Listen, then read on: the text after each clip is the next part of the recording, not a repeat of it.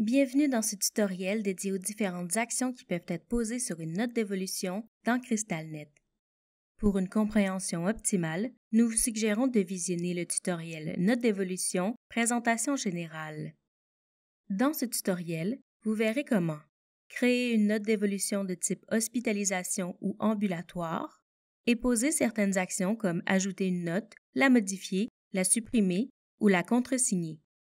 Voyons maintenant comment poser certaines actions dans une note d'évolution. Ce menu permet de fermer ou de supprimer une note d'évolution existante. Pour fermer ou supprimer une note d'évolution, sélectionnez-la dans la liste déroulante, cliquez sur le menu et finalement sur l'option désirée. Notez que seules les notes de type ambulatoire peuvent être fermées manuellement ou supprimées. Une fois fermée, une note d'évolution ne peut plus être modifiée, mais reste disponible pour consultation.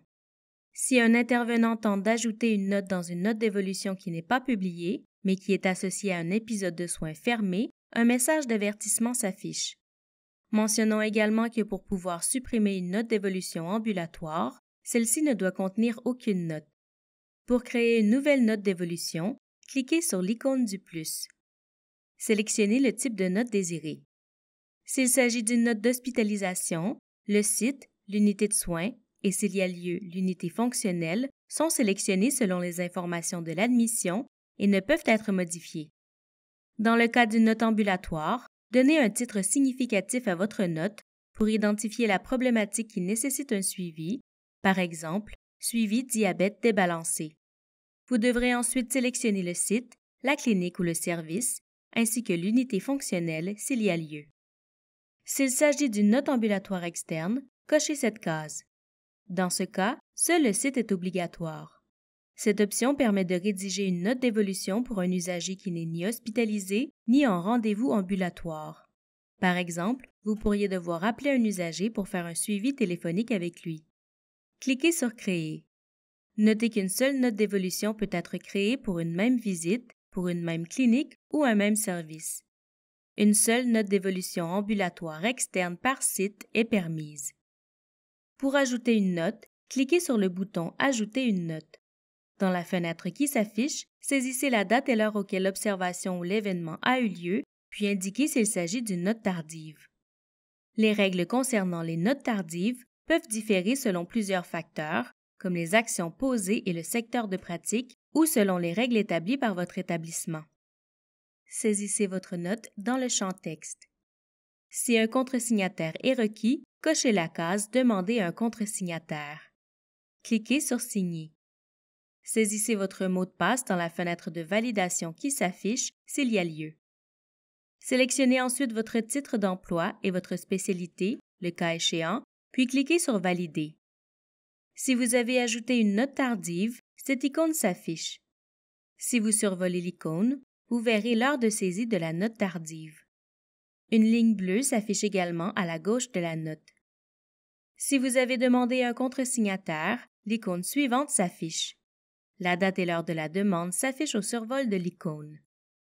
Notez que si vous naviguez dans CrystalNet et que vous tentez d'accéder au dossier d'un second usager alors qu'une note d'évolution est en cours pour un premier usager, un message d'avertissement s'affiche.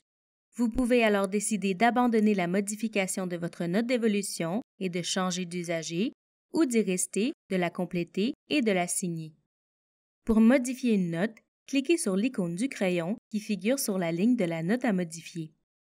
Notez que la modification doit être utilisée uniquement pour corriger une erreur. Sélectionnez la raison de correction, puis cliquez sur « Corriger ». Dans la fenêtre qui s'affiche, effectuez les modifications désirées. Cliquez ensuite sur « Signer ». Cette icône s'affiche alors et indique que la note a été modifiée après son ajout. Le chevron permet de visualiser là où les versions antérieures de la note. Pour supprimer une note, cliquez sur l'icône de la corbeille qui figure sur la ligne de la note à supprimer. Dans la fenêtre d'avertissement qui s'affiche, précisez la raison de la suppression en effectuant un choix parmi les raisons offertes. Si vous sélectionnez la raison « Autre », on vous demandera de préciser la raison dans le champ à cet effet. Cliquez enfin sur « Supprimer ». Cette icône s'affiche et indique que la note a été supprimée. La date et l'heure s'affichent alors rayées et la raison de la suppression est indiquée. Le chevron permet de visualiser le texte de la note supprimée. Notez que seul l'intervenant qui a créé la note et le contresignataire peuvent la modifier ou la supprimer. En survolant les icônes, vous pouvez voir la date et l'heure auquel la note a été modifiée ou supprimée.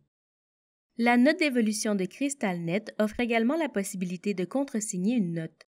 Cette fonctionnalité est utilisée dans le cadre de la formation de certains intervenants, par exemple les externes, les candidats et les stagiaires, et permet à leur superviseur ou à leur responsable de valider le contenu de leur note en y apposant leur signature.